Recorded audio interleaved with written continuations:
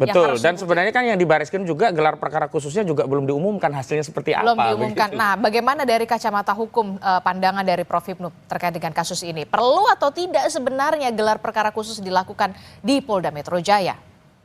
Ya, gini Mbak Adisti, di dalam sistem peradilan pidana itu kan ada praadjudikasi. Praadjudikasi itu ada penyelidikan dan penyidikan. Hmm. Dalam hal penyelidikan untuk mendapatkan suatu kebenaran, mendapatkan suatu peristiwa, itu suatu perlu sekali.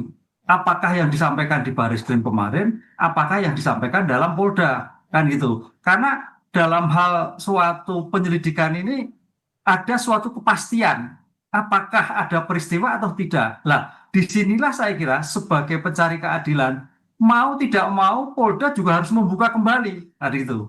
Karena ini suatu peristiwa, peristiwa yang mengakibatkan, nah, mengakibatkan adanya delik kaitannya dengan pencemaran baik. Belum lagi nanti mengakibatkan adanya obstruction of justice misalkan. Jadi delik terkait dugaan ijazah palsu ini akan menyambung beberapa perbuatan yang terjadi. Nah, oleh karena itu dalam hal seperti ini memang harus dipastikan.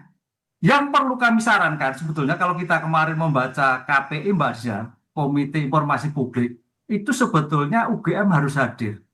UGM haruslah menjelaskan tentang keaslian. Jadi kalau kemarin itu hasil apa namanya lab krim, Polda lab krim, Baris Krim, tapi juga harus ada suatu rilis, misalkan Mas Kosin menanyakan sebagai Badan Hukum Publik UGM untuk memberikan secara detail ABC dan sebagainya. Ini yang menjadi masalah. Sehingga kalau sampai nanti hasil lab krim belum equal, kemudian Badan Hukum Publik juga belum memberikan gambaran seperti yang inginkan Mas Kosin, ya ini perkara berlalu terus.